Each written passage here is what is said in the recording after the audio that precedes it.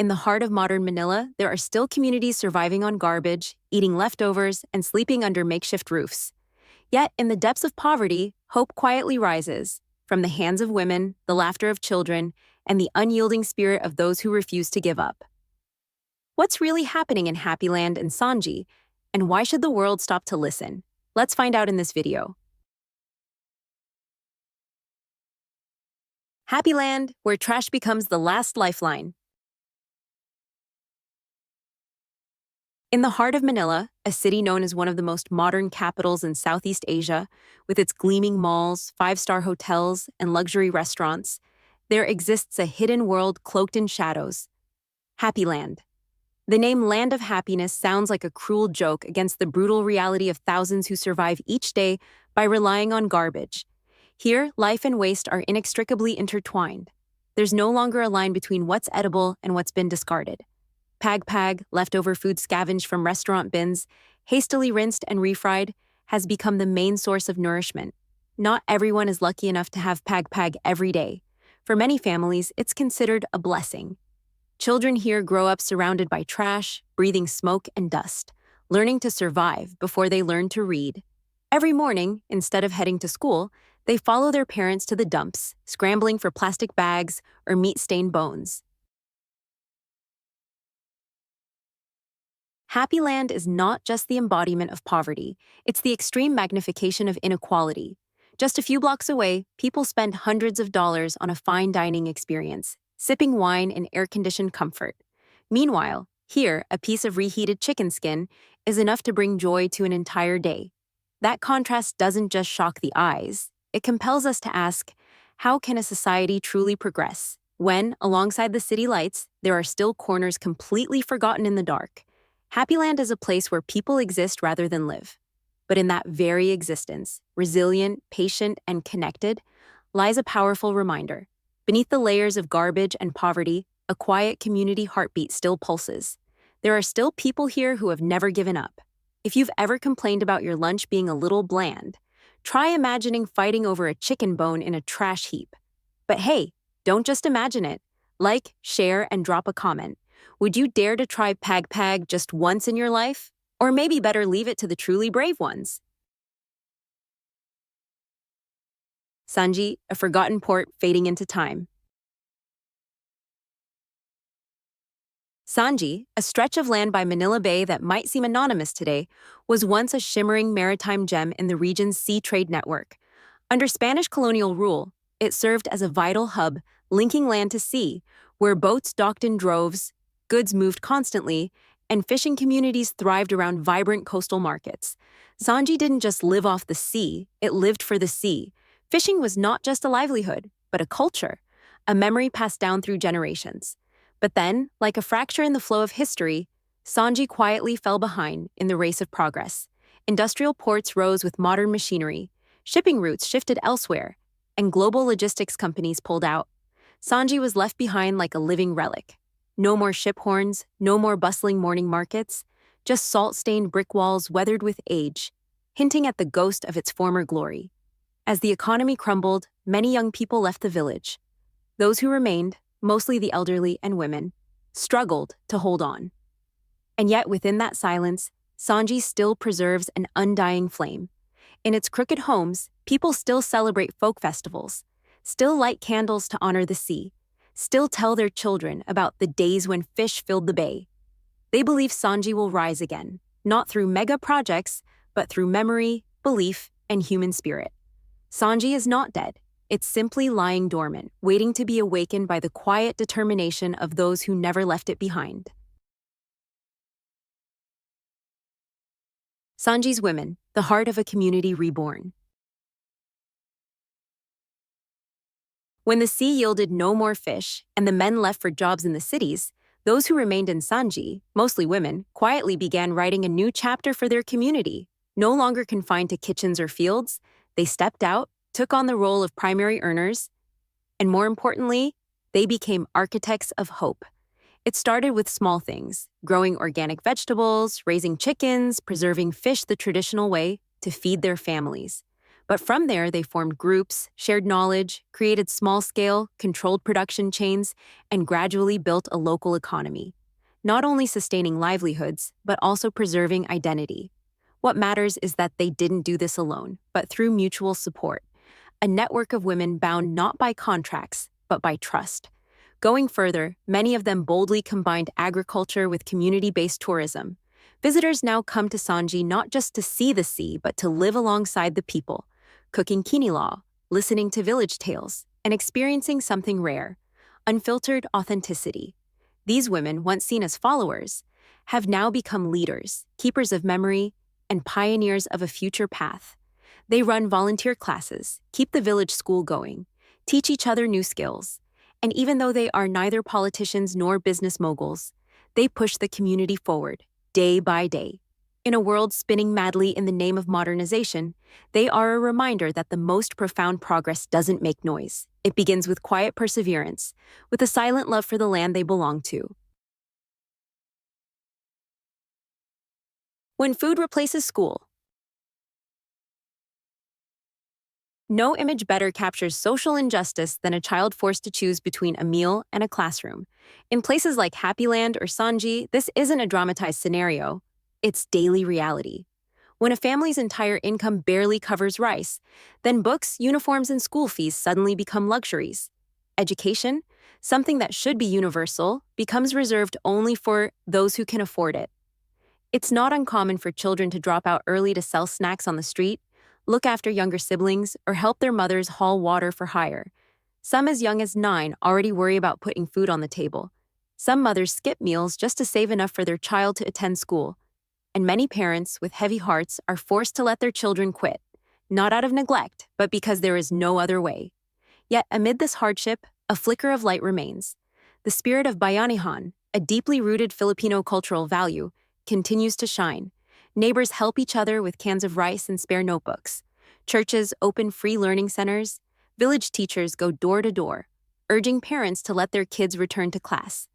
These small, quiet efforts carry more enduring power than any nationwide program. Mothers here don't just ensure their children are fed. They fight to protect their dreams. The dream of going to school, of pursuing their passions, of growing up with knowledge instead of limitations. And that dream, nurtured even in poverty, is the true root of change. Because as long as children can still dream, can still go to school, then despite all hardships, that community still holds a future. From hardship to hope. Sangui was once a community marked by deep scars, crumbling infrastructure, depleted resources, and an unemployment rate so high it bred hopelessness. Yet from that very crisis, a new recovery model emerged, not fueled by large-scale external investment, but by local resilience and agile micro-initiatives.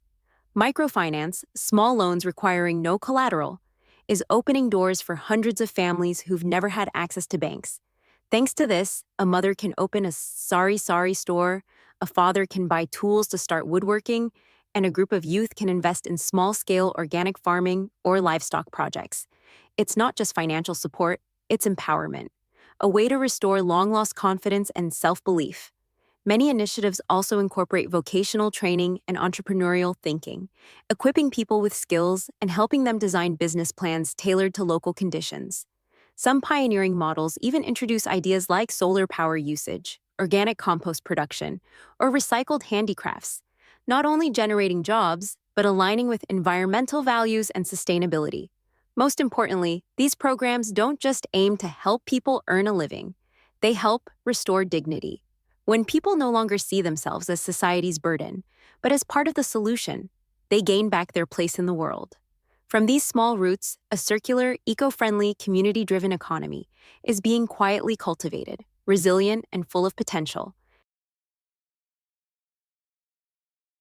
Women and communities shaping a sustainable future. Where once sustainable development was a phrase mostly heard in international conferences, today in Sangui, it is being brought to life every day by the very hands of women, those once deemed vulnerable, yet now leading the strongest. With little to no support from the state or major organizations, they have formed their own environmental action groups, restoring mangroves along the coast to protect land, water, and biodiversity for future generations. They run literacy classes for the elderly, provide cultural lessons for out-of-school children, and pay special attention to vulnerable groups such as single mothers and people with disabilities. Their efforts go beyond spontaneous action. They know how to connect with global networks, access knowledge, embrace technology, and seek technical support that respects local culture. This blend of global learning and local identity has created a truly bottom-up model of development, more stable, more relevant, and more enduring than any externally imposed project. In Sangui today, sustainable development isn't a slogan. It's a process, one in which every community member has a role, a voice, and a stake in building a future free from dependency and exclusion. These women are not just protecting nature and education, they are reshaping the definition of strength, showing that sometimes the most transformative power comes from the quietest agents of change. Who says being a boss lady means wearing a blazer? In Sangui, the real queens are out there planting trees, teaching kids, and saving the planet, one mangrove at a time. So if you've ever led your friend group on a recycling mission or planted a tree in your backyard, drop a comment. Green Squad, check in. Hope in small things, a quiet rebirth. In Sangui, a coastal community once forgotten amid waves of industrialization, change doesn't come from concrete megaprojects or flashy aid packages. Instead, it begins with the smallest of things, but ones full of meaning. A sari shop, a small neighborhood store, a makeshift community kitchen, or a group of young people collecting trash from the shoreline every weekend. These modest efforts hold immense hidden strength, the power to spark trust and foster communal bonds. A sari shop opened by a single mother is not just a store. It's a stopover for the whole neighborhood. People drop by not just to buy a few basics, but to catch up, share struggles, and reconnect. In a place where formal microloans are still out of reach, these shops become trust-based credit points, keeping a humble but steady flow of income for many families. Community kitchens, originally just a few neighbors trying to make use of leftover food, have gradually become scalable models. Nonprofits have joined in, providing equipment, food supplies, and management training. What started as a short-term fix has become a local nutrition station, playing a key role in food security and social cohesion. Most notably, youth, rather than surrendering to joblessness, are initiating projects with long-term impact. They run waste sorting drives, turn plastic into usable goods, paint murals about climate change, and even form urban greening groups to plant trees in vacant lots. These efforts not only clean up the environment, but also create learning spaces, foster creativity, and cultivate leadership skills in the young. Each of these little pieces, when seen in isolation, might seem insignificant, but when held together by community commitment, they form a powerful recovery ecosystem, where every action, every person, however small, has value and meaning. Sangui isn't waiting to be safe from the outside. Sangui is saving itself with resilience, solidarity, and a belief that real change doesn't have to start with something grand. It begins with quiet kindness and an idea turned into action. Informal labor, the economy's unseen backbone. In policy documents, the informal economy is often categorized as unregulated, unstandardized, or even as an obstacle to development. Yet in real life, especially in impoverished areas like Happy Land or Sangui, it is in fact the silent backbone of the local economy. With more than 34% of the national GDP coming from the informal sector, underestimating this workforce is not only short-sighted, it's dangerous. In Happy Land, every early morning, street vendors set up their stalls while it's still dark, selling vegetables, fruit, and boxed meals to factory workers. They are an essential link in the supply chain of affordable food for low-income laborers. Mechanics, water carriers, laundry workers, and small-scale carpenters all contribute to a flexible, responsive, and highly efficient service system under current conditions. They have no labor contracts, no insurance, no retirement benefits, yet they persist. No one protects them when they lose their jobs, nor do they receive compensation for work-related accidents. And still, they endure. Because in a reality where formal jobs are rare and entry conditions too strict, it is their only option. Their flexibility, creativity, and perseverance are what keep the community standing in the times of crisis. During the COVID-19 pandemic, it was precisely the informal sector that ensured the continuous flow of essential goods and sustained a minimal income for millions of families during difficult times. The challenge now is, how do we protect this massive labor force from being left behind? How do we integrate the informal economy into development policies without stripping away its valuable flexibility? The solution doesn't lie in forced formalization through administrative coercion, but in recognition, enabling support, and building a basic safety net to ensure a stable life for those who keep the unnamed part of the economy running. Rather than treating them as secondary, it's time for economic and social welfare policies to step out of office buildings and face reality that street vendors, repairmen, and mobile barbers are not merely informal workers, but the ones who keep society functioning quietly and steadily. Community tourism, turning culture into value. In Sangui, a once overlooked coastal region considered a development backwater, community-based tourism is now emerging as a promising path, not only because it provides a stable income for locals, but also because it revives cultural values that were fading away. The small wooden houses nestled among coconut trees, once used only for shelter, have become friendly homestays for travelers eager to experience local life. The homestay model in Sangui is nothing like secluded resorts detached from local life.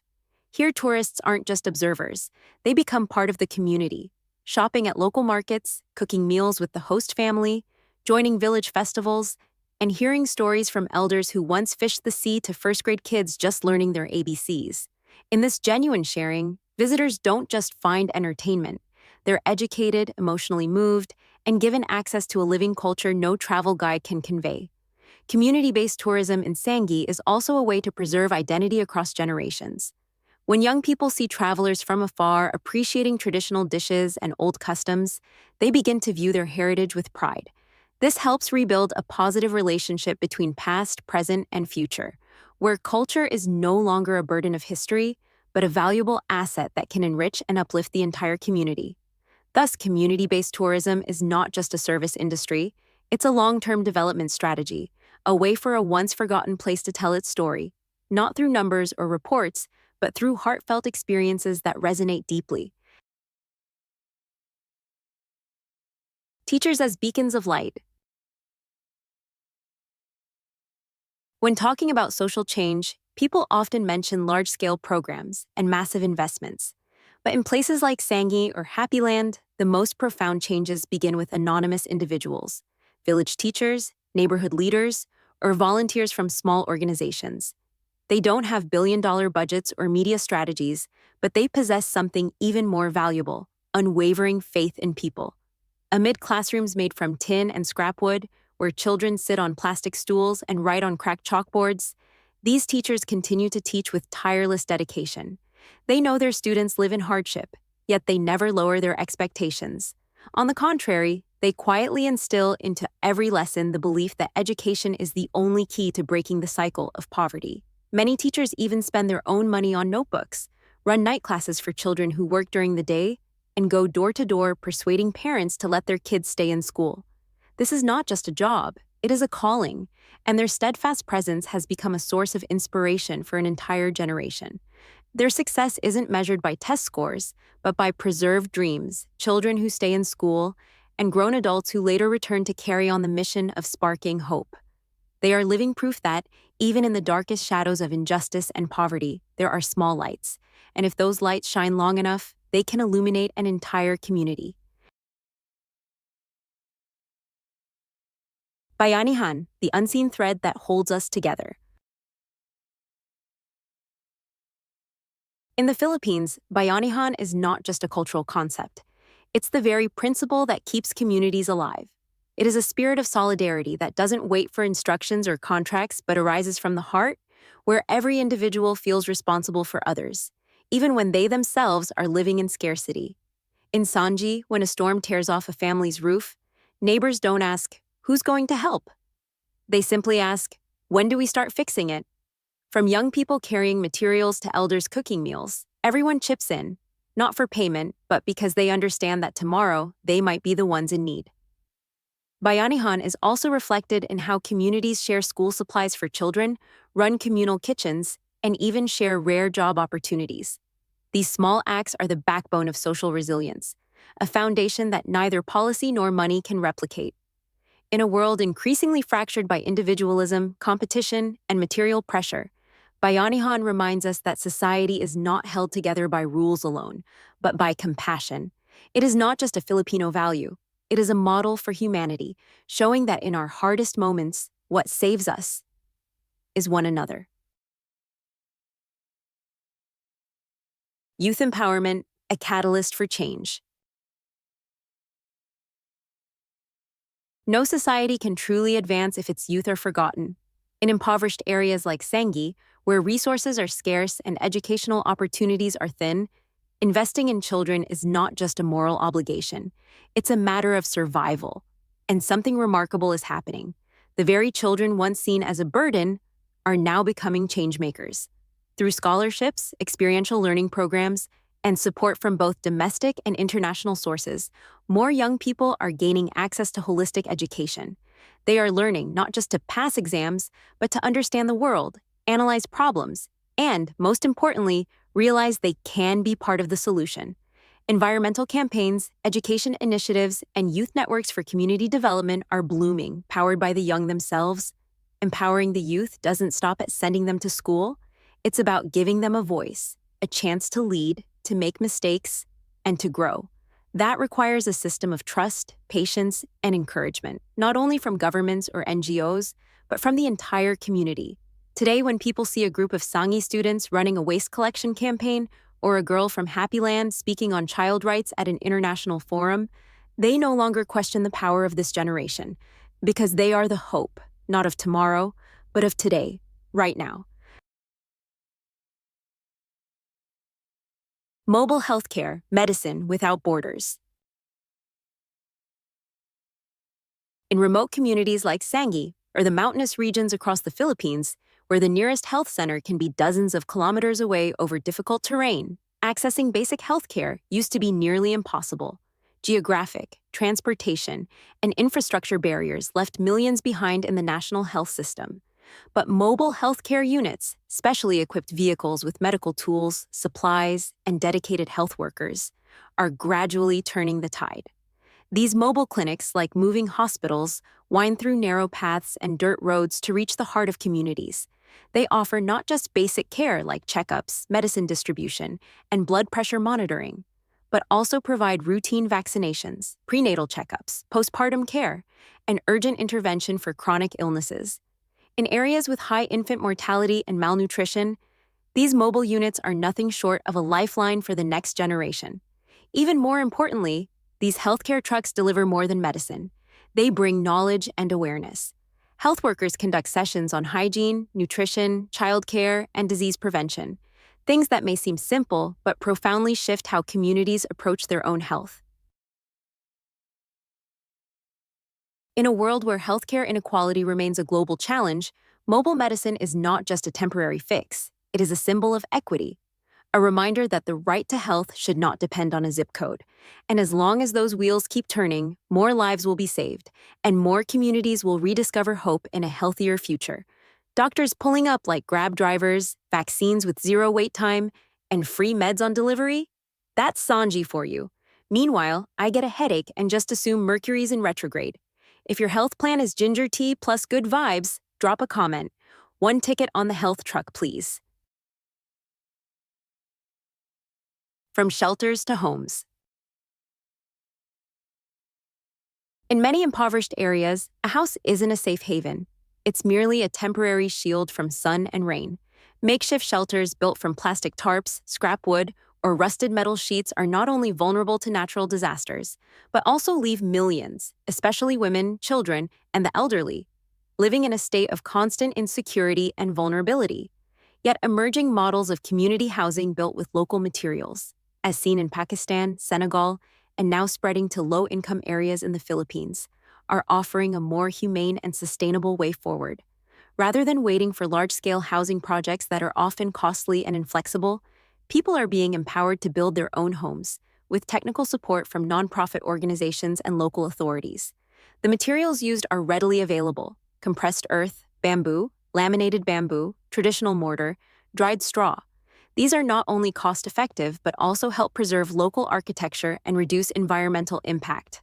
More importantly, when residents lay the bricks and raise the walls themselves, they're not just building a house, they're reclaiming a sense of agency and dignity.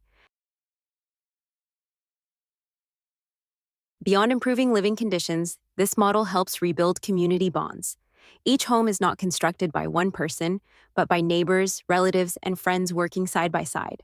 This spirit of solidarity revives collective values once overshadowed by the tide of urbanization. Moreover, basic construction training programs provide new vocational skills, opening up longer-term livelihood opportunities.